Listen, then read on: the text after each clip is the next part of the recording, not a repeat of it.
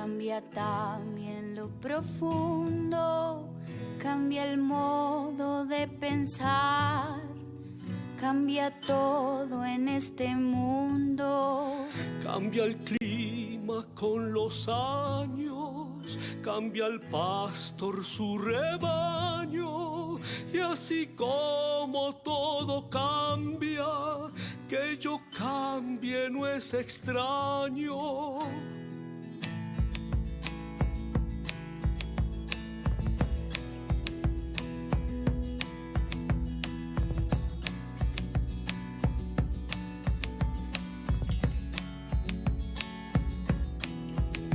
Cambia el más fino brillante, de mano en mano su brillo.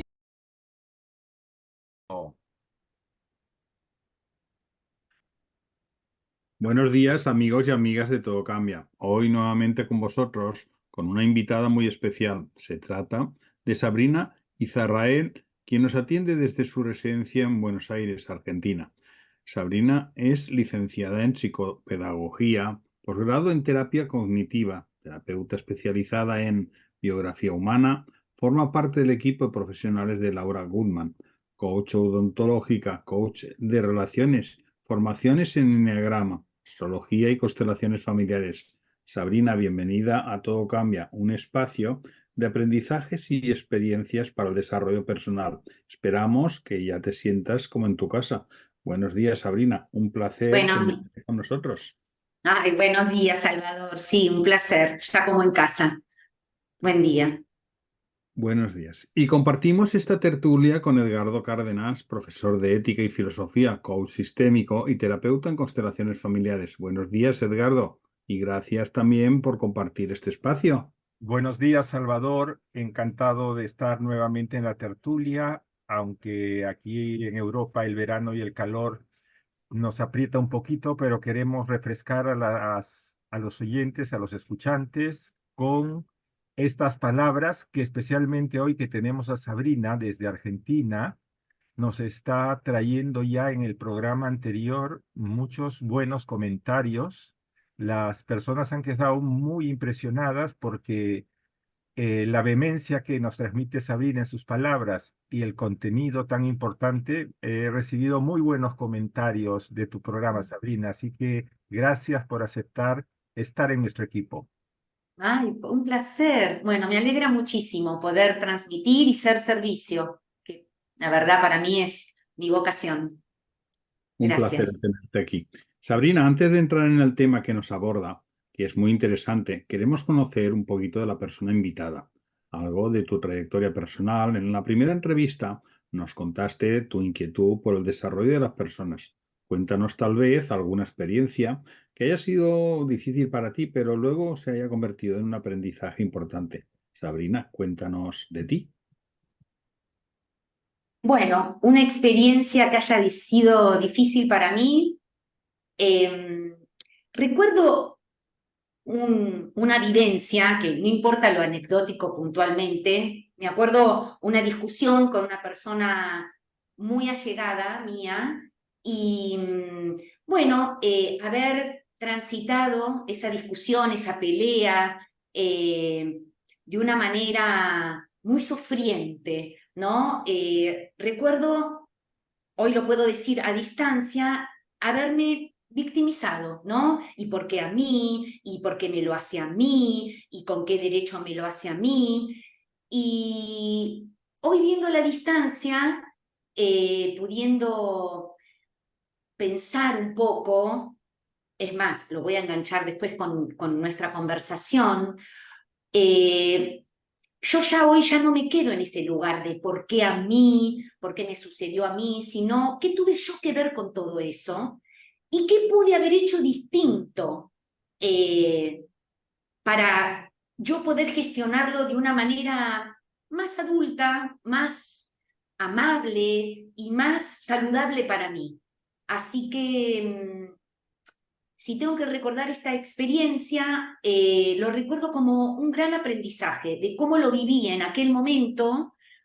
Fue hace mucho tiempo y la verdad que, bueno, pasó mucha agua debajo del puente, muchas formaciones, mucha introspección, mucho crecimiento personal, que puedo decir que nosotros podemos elegir cómo queremos gestionar esas situaciones conflictivas, esas discusiones. Podemos elegir, siempre tenemos dos caminos.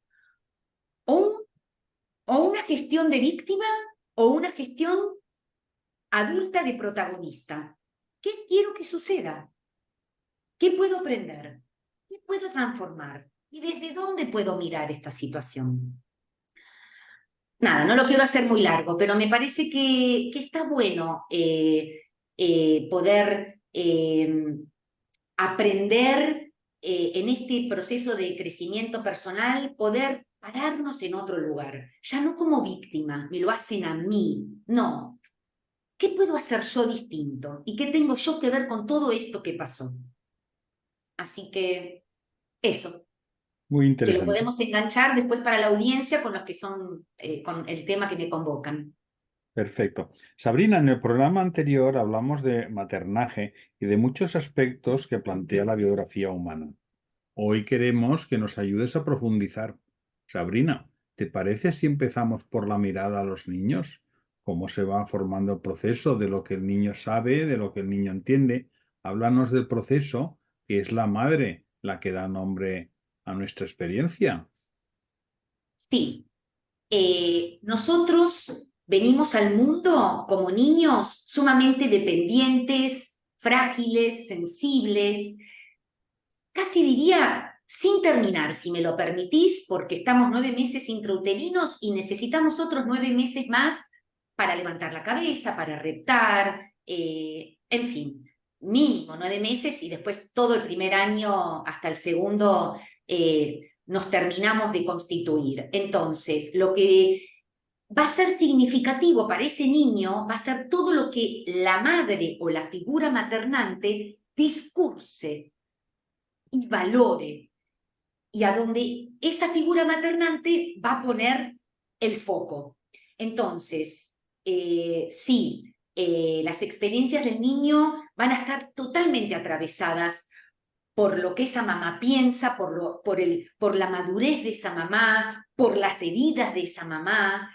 Así que en la medida que esta figura maternante pueda estar trabajada y con una conciencia de lo que ella ha tenido que construir para sobrevivir a su propia infancia, esa información, ese trabajo personal va a afectar directamente a este niño que vos me traés en la pregunta.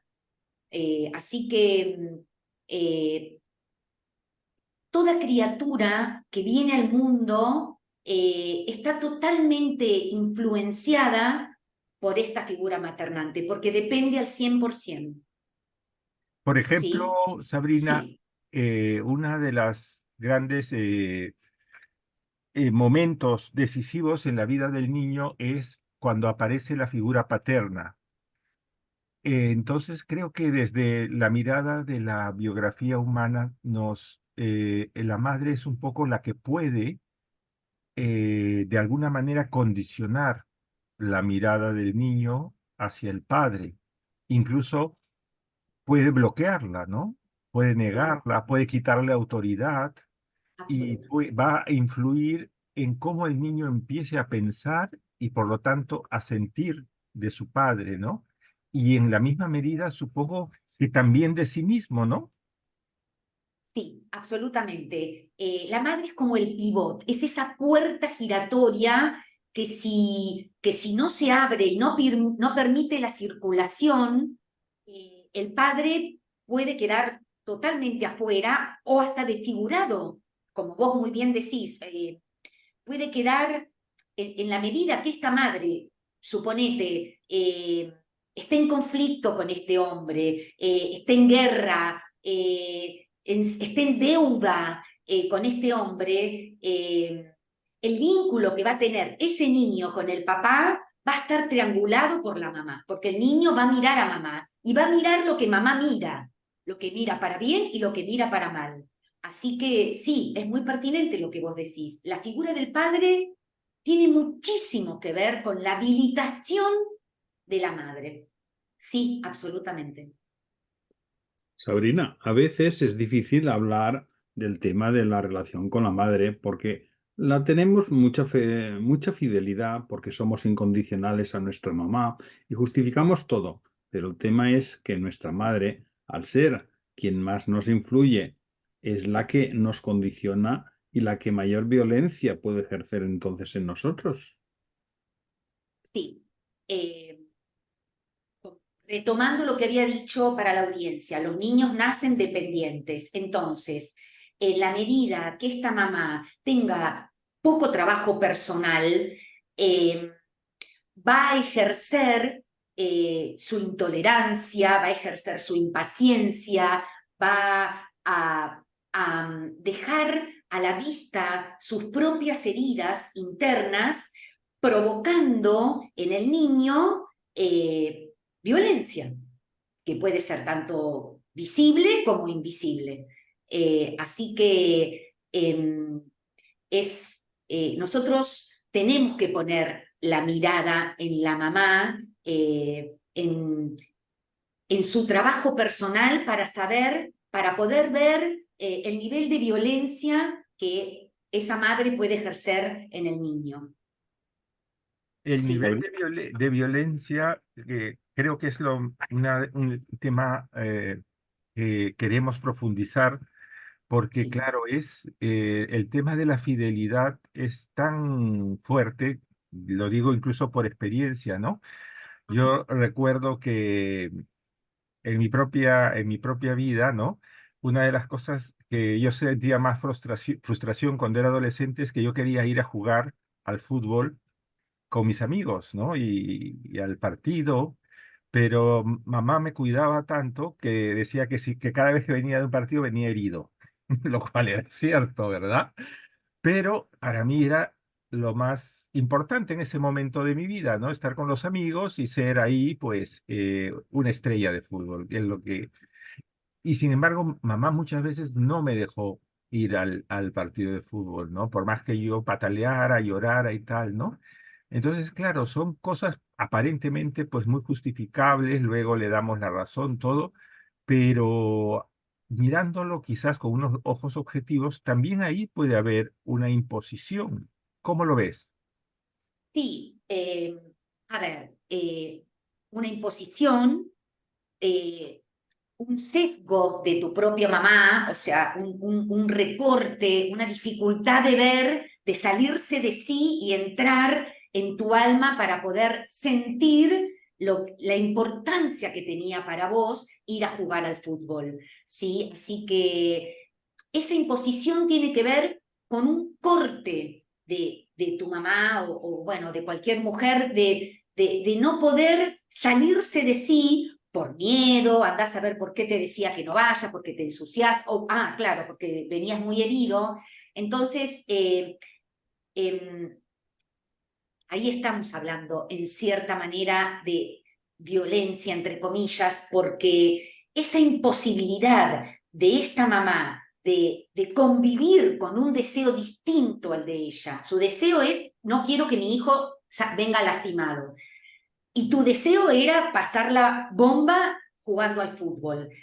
Y como adulta, la mamá siempre va a ganar en esa pulseada. Entonces, esa dificultad que tenía esta madre, que quería lo mejor para ese niño, pero esa dificultad de salirse de su propio deseo y su propia necesidad y entrar en el alma de este niño que se desvivía por jugar con sus amigos, es traducida como imposición, como dijiste vos, y desde un lado un poquito más profundo y más sombrío, como una violencia, ¿sí? Que por supuesto no es la violencia que conocemos, pero es una dificultad de convivir con un deseo distinto. Esto va a traer seguramente mucha polémica, como Sabrina está diciendo que la mamá de Edgar era violenta. Lo que estamos diciendo, y que seguro se va a enganchar con el resto de esta entrevista, es que la dificultad que tenemos de convivir con un deseo distinto al nuestro es un tipo de violencia emocional. Y las madres estamos tan heridas, tan sesgadas, tan inundadas y tan atravesadas por el dolor de nuestra propia infancia, que muchas veces nos es muy difícil convivir con un deseo distinto al nuestro. Y ahí salen estas imposiciones, prohibiciones, ¿no? Estos límites, que tienen más que ver con mi supervivencia como mamá que con la del niño, que con el bienestar del niño. Cada uno le asigna un orden de prioridades a las cosas también y la experiencia de uno frente a la juventud de otro. Sabrina, la violencia a los niños a veces es un tema muy polémico. Se debate mucho sobre el castigo físico, sin entrar en ese debate al cual dedicaremos otro programa, que formas de violencia a veces muy sutil suelen ejercer los padres con los hijos. A veces es difícil de reconocer esas violencias o abusos domésticos. ¿Cuáles son? ¿De qué depende que una acción con los hijos se pueda considerar o sea de hecho un ejercicio de violencia?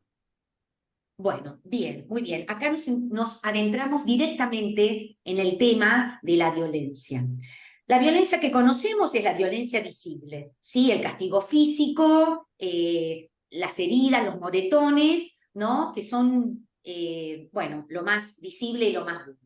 Ahora bien, vos con tu pregunta me llevas a abordar otro tipo de violencia, que es una violencia invisible, como la llamamos nosotros, es una violencia emocional, ¿no? Ejemplos, el desprecio, por ejemplo, una mamá que menosprecia, ¿no? Algo que su niño dice o trae, supongamos un dibujo que el niño hizo con todo el amor del mundo y esta mamá, bueno, que lo mira y dice no sé, algún comentario de desprecio o, por ejemplo, alguna actitud del niño que lo hizo con mucho amor y la mamá lo menosprecia porque quizás no alcanzó al estándar que ella necesita.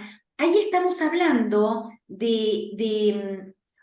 como de una perforación al corazón del niño que está endeble y que está en pleno proceso de construcción.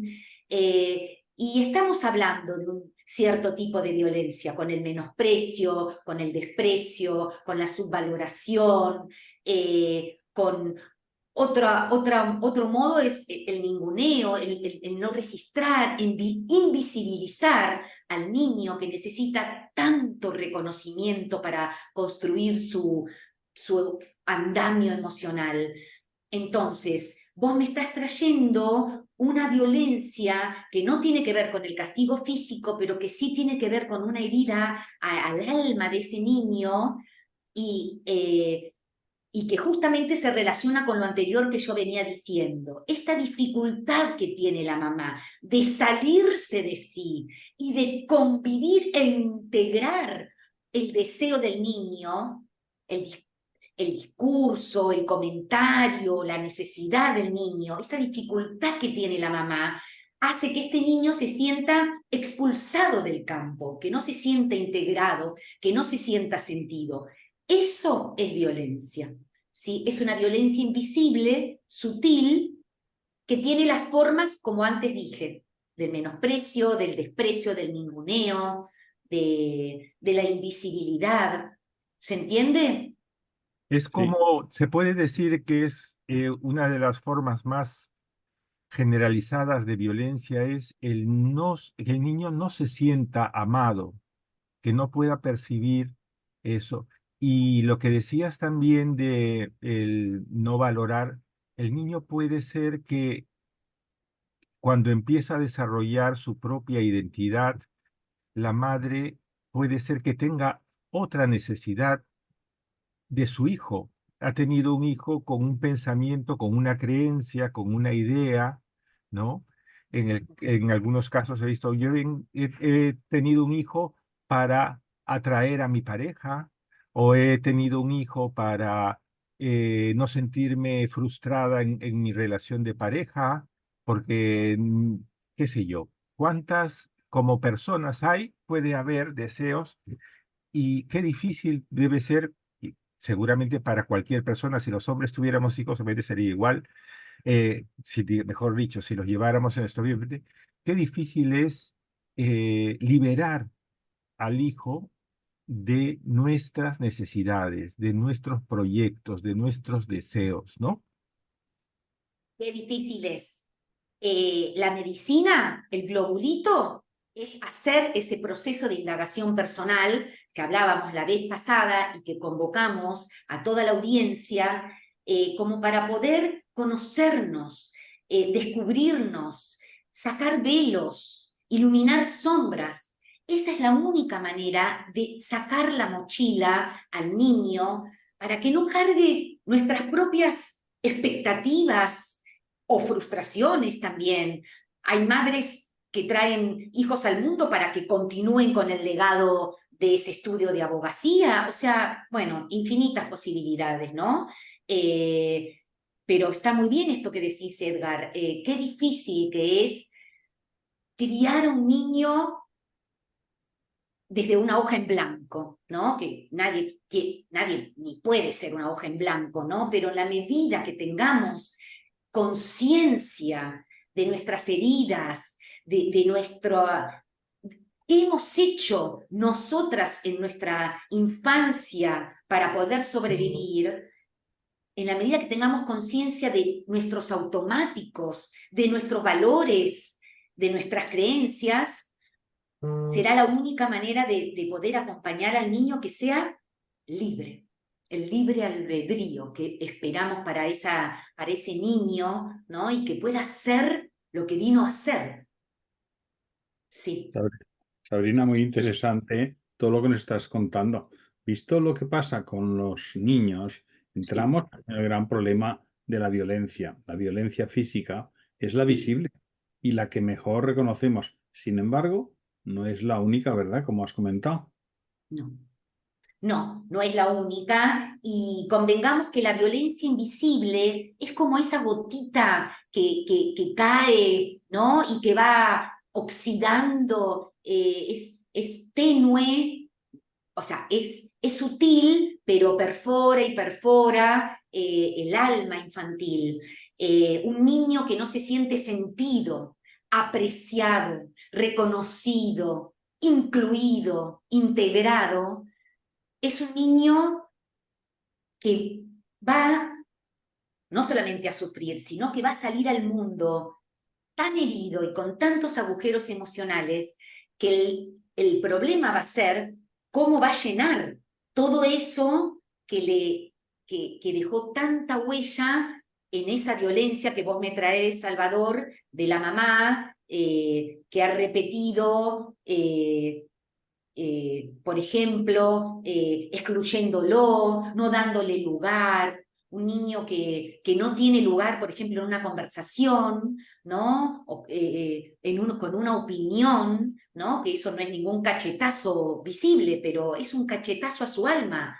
¿Qué entiende el niño? No sirvo, soy invisible, no tengo lugar, y eso va dejando marcas, ¿no? Que después se van a perpetuar, porque ese niño sale al mundo en su juventud creyendo que no sirve, que no tiene lugar, y vamos a tener que ver qué mecanismos de supervivencia va a utilizar para poder sobrevivir, ¿no?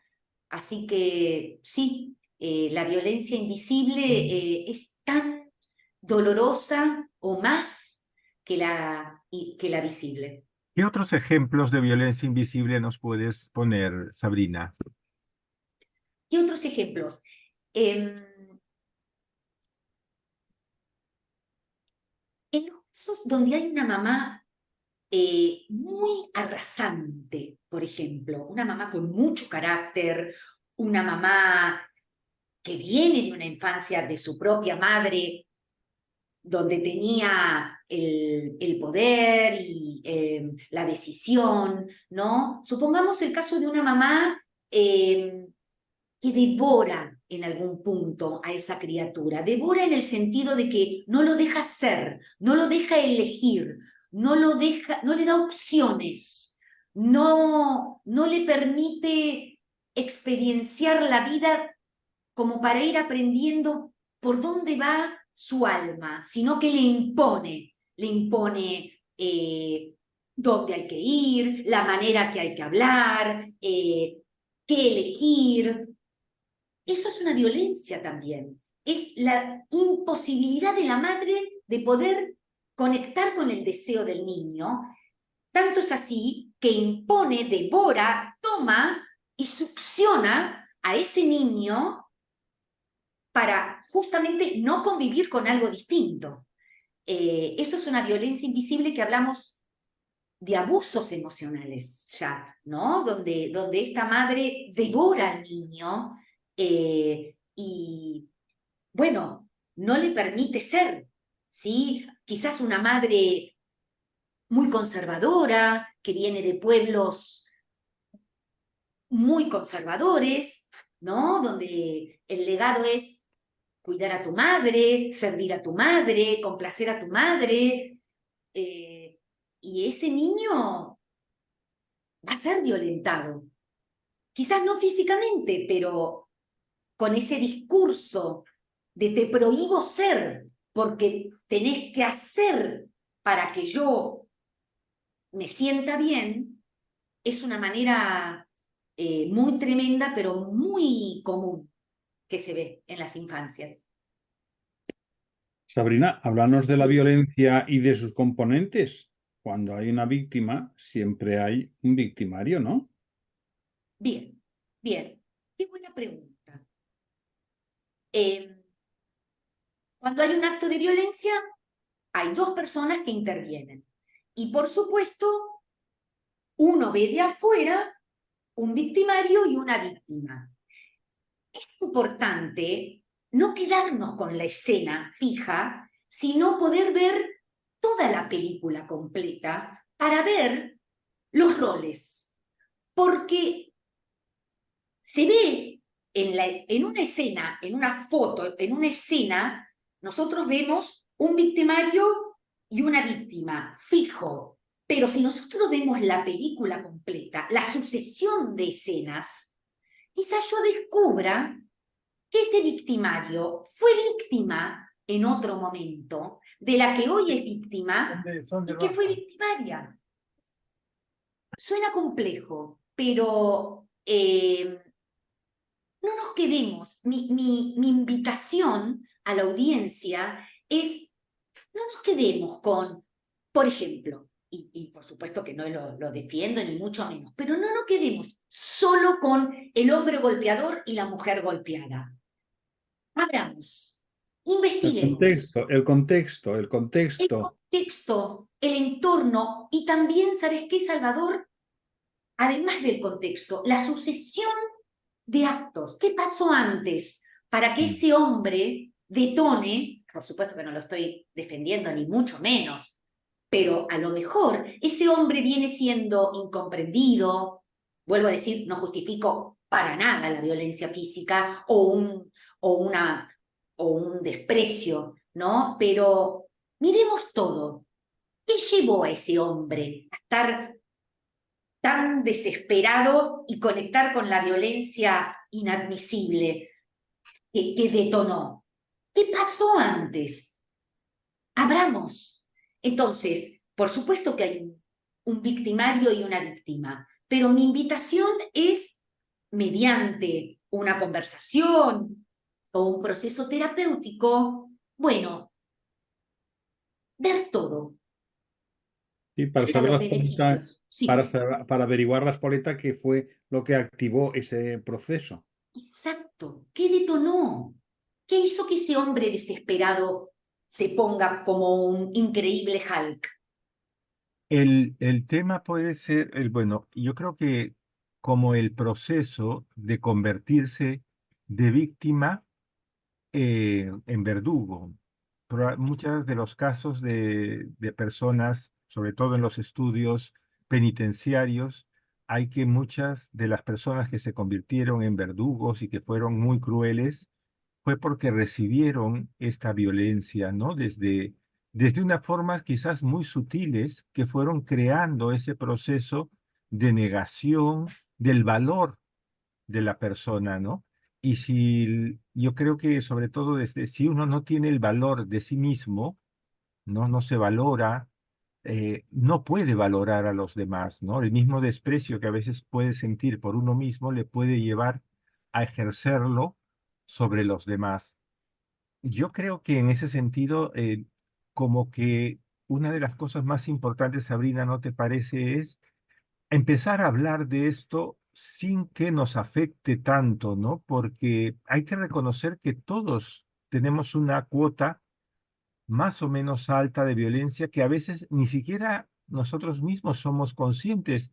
Y yo, como digo, de alguna manera descubro que por ejercicio o por influencia justamente de nuestra infancia, donde naturalizaron muchos Muy bien. comportamientos y actitudes que no eran o que podían ser de otra manera, ¿verdad? ¿Qué te parece? Sí, excelente. Vos me estás trayendo otra pata de la violencia, ¿sí? Me estás diciendo cómo un hombre puede valorar o puede ser amable si su propia vivencia en su infancia fue una naturalización de la violencia.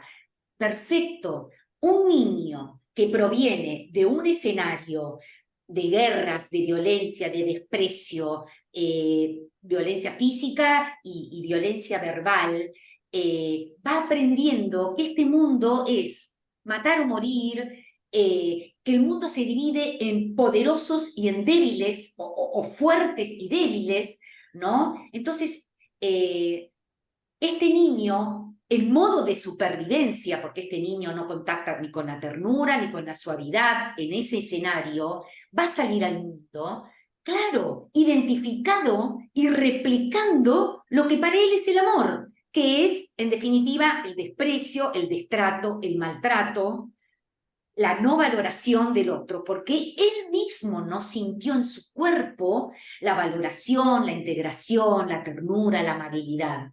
Así que, claro, Edgar, lo que vos traes es estos hombres que lamentablemente hoy están encerrados y que han cometido delitos, han continuado algo que se ha naturalizado y normatizado desde siempre. Entonces, ¿cómo ese hombre va a poder conocer siquiera lo que es la empatía, la amabilidad, bueno, Pero la bondad? es algo de tanto de hombres como de mujeres, ¿no? O Por sea, supuesto. es, Sí, sí, sí, y como por digo, supuesto. no hace falta ni siquiera estar en la cárcel. Como decía, lo importante, y eso es lo que te quería incidir, que el reconocer que todos tenemos ese, más o menos, ese grado de violencia, ¿no? Es que hemos encontrado a veces igual formas sociales de ejercerla, pero la ejercemos, ¿no?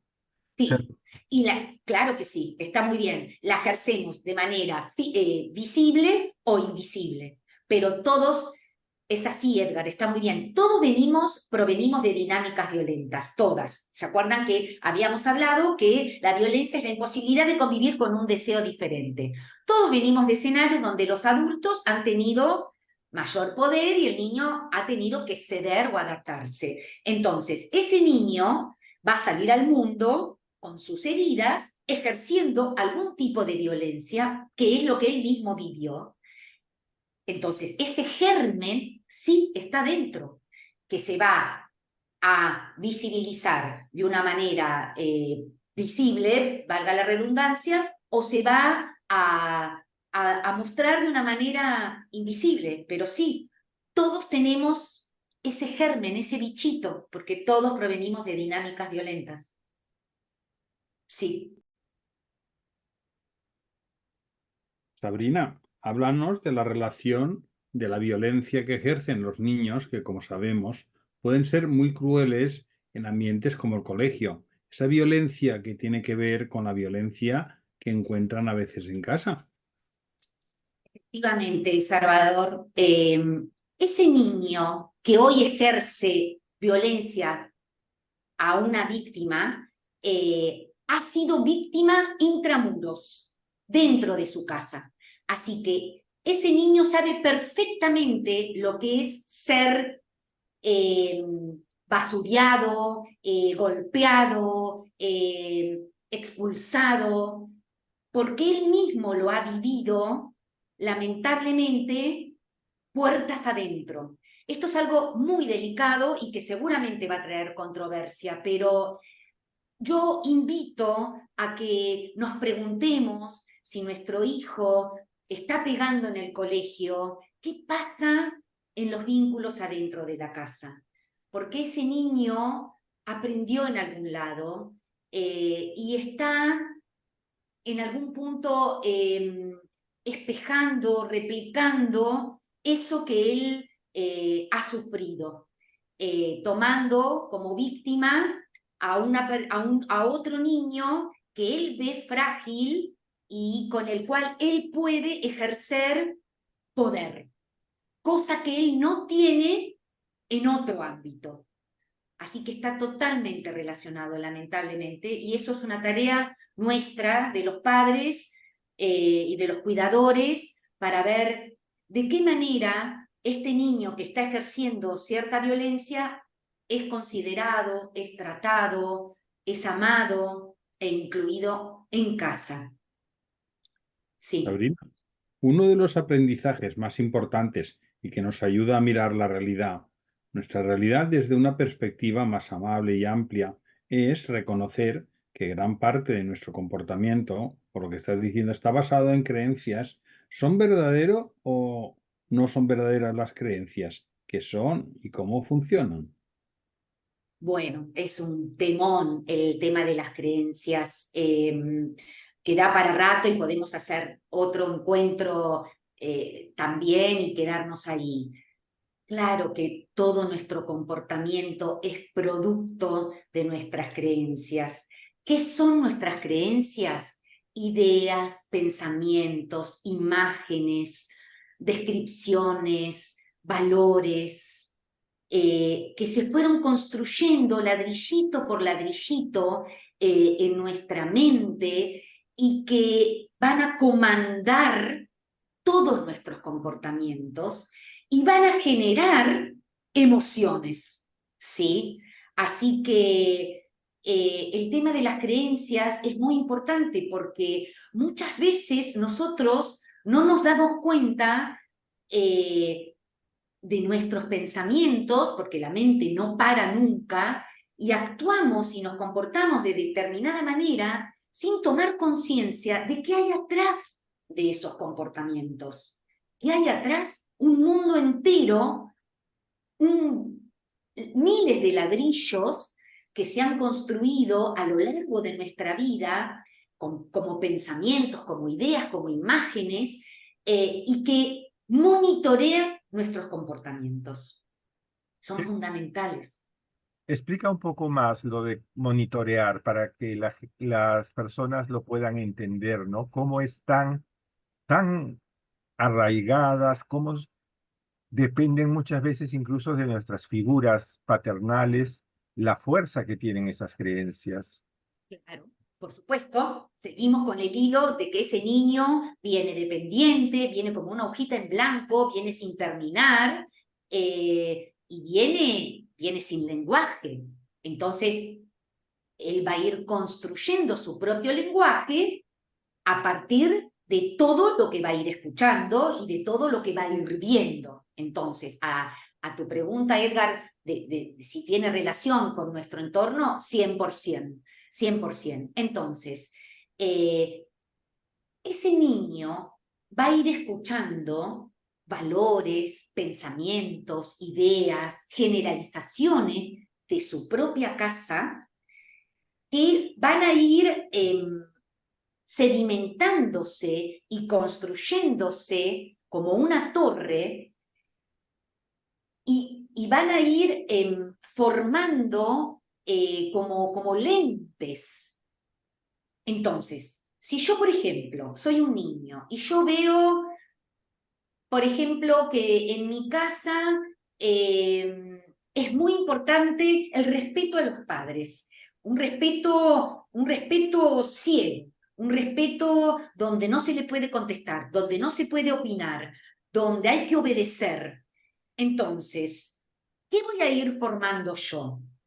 A los padres hay que respetarlos de una manera de obediencia y de sumisión absoluta, porque son personas con una jerarquía mayor y no se les puede cuestionar nada.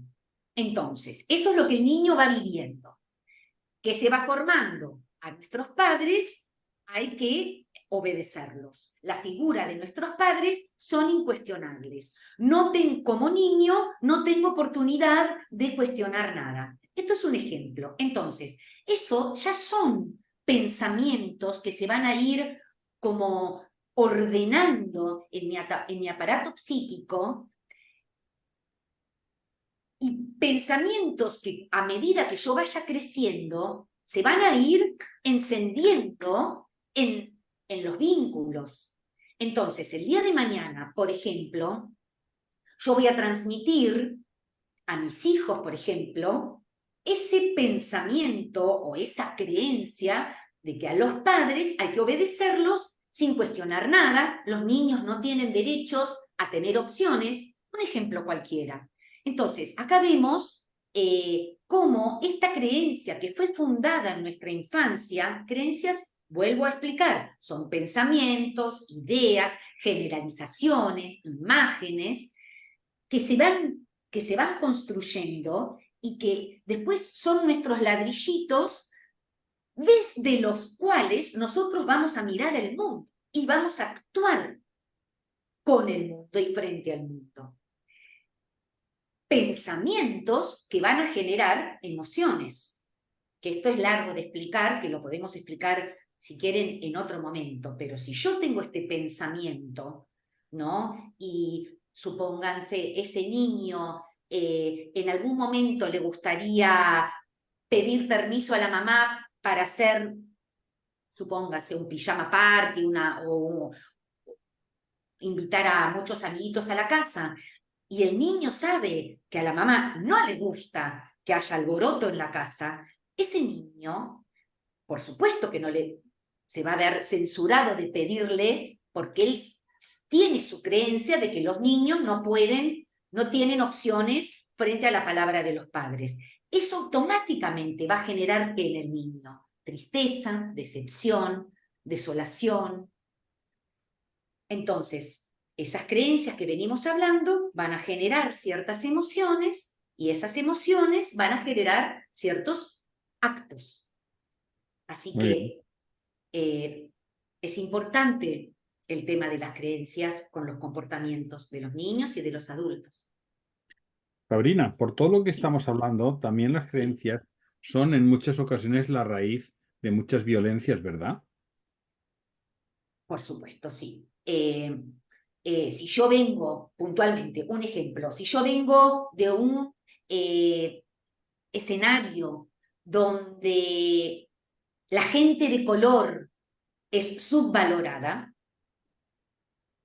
o la gente de otras religiones no tienen cabida, otras formas de pensar, puntualmente, yo vengo de una familia donde la población de piel oscura se la considera inferior.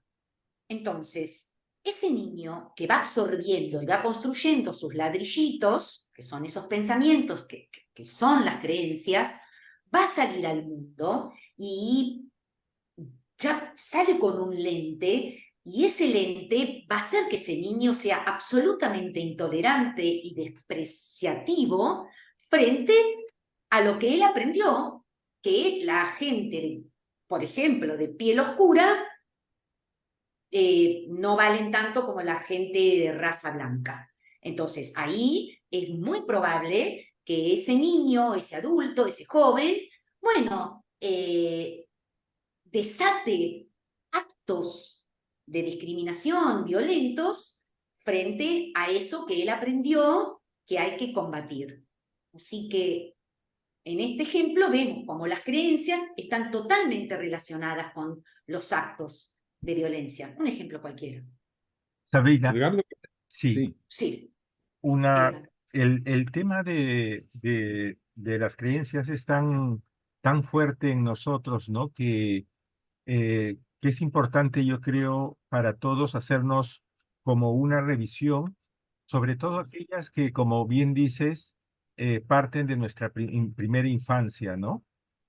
Alguna vez hemos tenido algunos conversatorios interesantes en los cuales, por ejemplo, sin querer en las conversaciones así más, donde somos más libres, empezamos a reflejar realmente el pensamiento que había en casa, ¿no? El modo de pensar, las ideas, y no nos damos cuenta que en gran medida esas ideas no han pasado por un tamiz, por una crítica, ¿no? Que puede Se han ser, cuestionado. que puede ser que en el momento en que nuestros padres creyeron eso, era más cierto o había razones para pensarlo, pero que el mundo ha evolucionado y que ahora esas creencias se han quedado ya pasadas de moda, por ejemplo, ¿no? Entonces necesitamos actualizarla, pero entra el componente afectivo de que piensas que si tú cambias esa manera de pensar, estás traicionando a papá, estás traicionando a la familia, y no es cierto, ¿no? En absoluto. Eh, es importante para la persona renovarse, actualizar, como se dice, resetear el ordenador. También hay que actualizar nuestras creencias, porque como bien dices, esas son las que van a dar origen a nuestras emociones y a la vez a nuestras emociones, a nuestras conductas, a nuestros comportamientos, ¿no? Si yo he crecido en una sociedad violenta, y yo esto te lo digo como una experiencia personal, ¿no? Eh, en mi sociedad, pues salir a la calle era estar a la defensiva, porque te podían agredir. Claro. He tenido que ser adulto y ya cuando he venido a España me sentía un poco raro de que en muchos lugares no tenía que estar en esa actitud, pero me Claro. descubría incluso yo con actitudes violentas, defensivas, cuando nadie me estaba agrediendo, pero yo ya tenía Claro. interiorizada esa creencia, ¿no? Así que como que es importante que renovemos esa invitación a renovar nuestras creencias, que no hay nada absoluto, ¿no? Y que es necesario para poder, y sobre todo, para legarle a nuestros descendientes una mirada más amplia, más limpia, más libre. Absolutamente. Sí, la revisión es tan importante lo que estás diciendo, la revisión de nuestras creencias. En la mayoría de los casos es por lealtad, pero hay otros casos donde hay una ceguera tal. Yo tengo, por ejemplo, una consultante donde yo le empecé a mostrar creencias que ella jamás ni se dio cuenta que cargaba, o sea, que por las que estaba atravesadas, donde ella siempre pensó que no servía para nada, que no tenía derecho a nada. Es un claro ejemplo de cuando yo hablé de una madre que devora a una niña. Bueno, esta consultante, ella empezó a descubrir con el proceso y conmigo de que esas creencias merecen y deben ser actualizadas. ¿Cómo que no valgo nada? ¿Cómo que no puedo hacer nada? O sea, es por lealtad y también hay una ceguera tan grande de estos pensamientos que si no tomamos conciencia de que esas creencias son los motores de nuestras conductas, es muy difícil. Nos quedamos con la punta del iceberg y no vamos abajo del iceberg, a ver esas creencias profundas, ¿no? Así que sí, por supuesto. Sí, Salvador, ¿me querías preguntar Sí, algo? sí, te quería comentar entonces, por lo que has estado ahora nombrando, cómo se forman los personajes violentos en nuestra vida y cómo funcionan a lo largo de nuestra existencia y si entonces la violencia tiene un sentido. La violencia no tiene sentido.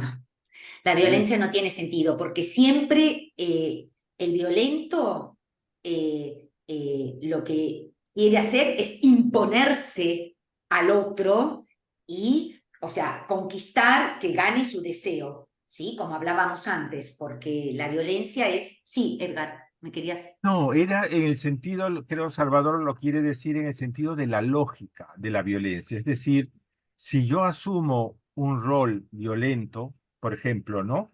Yo soy alto, moreno y feo.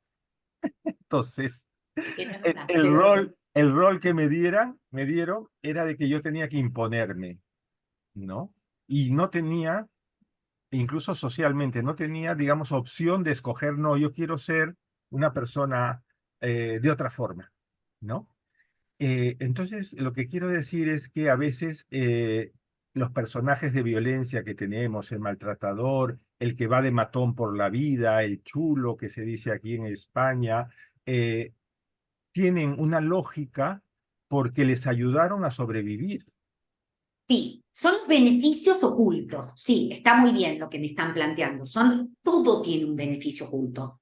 O sea, te vuelvo a contestar con esta explicación. Sí, tiene un beneficio. El personaje, el matón, el guerrero, tiene el beneficio de oculto de haberme servido justamente para sobrevivir y Para para... ocultar su propia debilidad. Yo sentía muchas veces que tenía comportamientos agresivos porque me moría de miedo ante lo diferente.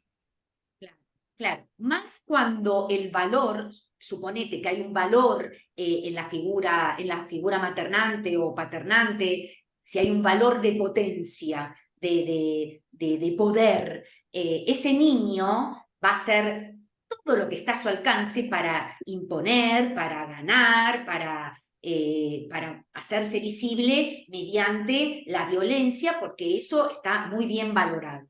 Así que eso sería una opción. Y otra opción es justamente este ejemplo que vos traés. El beneficio del violento es, yo me pongo un montón de capas, ¿no? Y escondo mi vulnerabilidad. O sea, voy a emitir temor, así yo no contacto con mi propio temor y nadie se entera de lo que son mis propios miedos. Sí, son los beneficios ocultos de todos los personajes que antes tuvieron un para qué y en la medida que crecemos tenemos que empezar a revisar si realmente nos sirven. Si ese beneficio no tiene más costo porque me quedo solo, porque infundo miedo, la gente no se me acerca, es más el costo que el beneficio. Y el beneficio, vuelvo a decir, como vos muy bien decís, yo escondo mi fragilidad, mi vulnerabilidad y muestro esa imagen de poder o de temor. Sí. Entonces, ¿cuál sería el circuito de la violencia y qué necesitamos entender de lo que, vamos, pueda dar la violencia doméstica? ¿Qué significan esas peleas domésticas? ¿Desde dónde tendríamos que mirar? El circuito siempre empieza en el desamparo. Siempre que hay una persona violenta, ha sido desamparada, ha sido expulsada, no ha sido querida, reconocida, integrada. Y eso es la semilla de todo hombre o mujer violento, que necesita descargar o despreciar o herir a la otra persona, ¿sí? Entonces, el circuito empieza por ahí. Yo he sido desamparado, por lo tanto, voy a ejercer mi poder o mi defensa porque eso me sirvió para sobrevivir, ¿sí? Entonces lo automatizo. Y la segunda pregunta, me hablabas de la violencia doméstica. Sí, exacto. Bueno, lo primero que se me ocurre decir, después me volvés a preguntar bien, es esto que dije antes en relación a la violencia doméstica. Volvamos a ver la película completa, ¿sí? No nos quedemos con una escena, ¿no? De el victimario y la víctima. Veamos qué rol juega esa víctima, eso que yo decía al principio que a mí me pasó. ¿Qué tiene que ver esa víctima con todo ese episodio que pasó? porque en la violencia doméstica se ve la última escena, pero no se ve toda la película. ¿Cuánto pidió el victimario o la victimaria? ¿Cuánto pidió, no fue escuchada, no se sintió integrada, reconocida, que conectó con su propio desamparo y terminó detonando y ejerciendo violencia a otra persona? ¿Sí? ¿Se entiende? Sí, Sabrina, muchas gracias por todo lo que nos estás compartiendo. Para terminar, háblanos se invita a los escuchantes a conocer y buscar el recurso de la biografía humana y cómo ponerse en contacto contigo, por ejemplo, también. Bueno, para ponerse en contacto conmigo, me buscan en Instagram, sabrinaisrael.coach, y ahí me pueden escribir un mensaje y bueno, yo les voy a contestar. Y pueden, nada, iniciar si quieren algún proceso de indagación personal o pueden iniciar conversaciones, ¿no? Donde poder empezar a cuestionarse sus creencias, ver qué quieren lograr, revisar su propia historia Y en especialmente, sabrinaisrael.coach. ¿lo recomiendas especialmente para madres? Sí, sí, especialmente no, la verdad que lo recomiendo para todos. Iniciar un proceso de indagación personal nos conecta con nuestra alma. Y esto puede ser otro encuentro, si ustedes van a querer, donde podamos hablar qué es el ego y qué es el alma, ¿no? Sería muy interesante, Entonces, sería muy interesante lo podríamos agendar para un próximo, sí, porque es porque interesantísimo. bueno, porque todo proceso de indagación personal, toda introspección, lo que hace es empezar a sacar capitas, a iluminar y a ir de a poquito a nuestra esencia, que es nuestra alma, que es esa divinidad que somos y que tan lejos estamos porque justamente hemos construido mecanismos y escudos para poder sobrevivir y nos ha distanciado de esa exquisitez y esa divinidad que somos almas viviendo experiencias terrenales, pero somos almas. Entonces, propongo, Edgar, este proceso para cualquier persona, no solamente para mamás, para cualquier persona, en cualquier estado civil, en cualquier momento, para adolescentes, para cualquier persona. Muy interesante. Queremos agradecerte con una hermosa canción que sabemos que Bueno, te gusta y a partir de ahí, pues, recordar pues la forma de poderse contactar contigo y todos los medios que también lo pondremos nosotros en nuestras redes.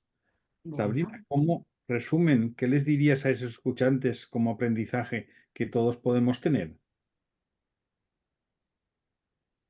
Eh, que iniciemos el reencuentro con nuestras almas, que entendamos que no somos eso que pensamos, no somos eso que decimos, no somos eso que creemos, somos mucho más que eso, somos amor, somos bondad, somos abundancia y que hoy hemos hablado de las violencias, de las creencias, pero que nuestro viaje es hacia adentro y a volver a conectarnos con eso que somos amor, ¿sí?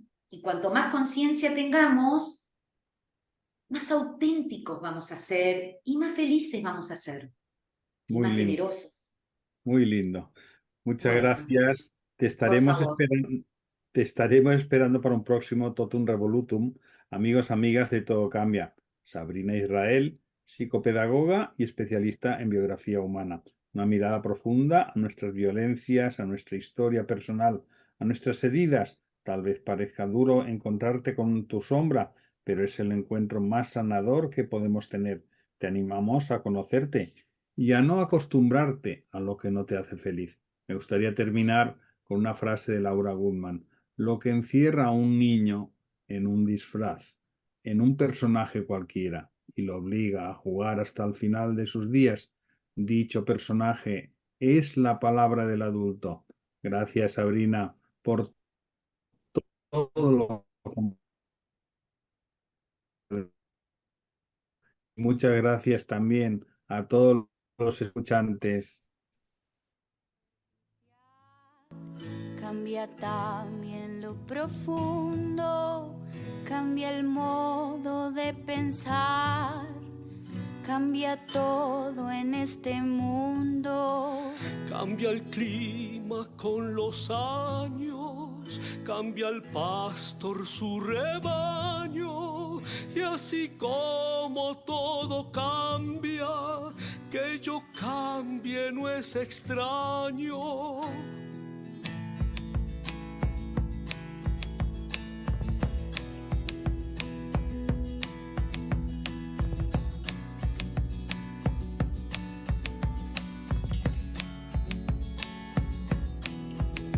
Cambia el más fino brillante, de mano en mano su brillo.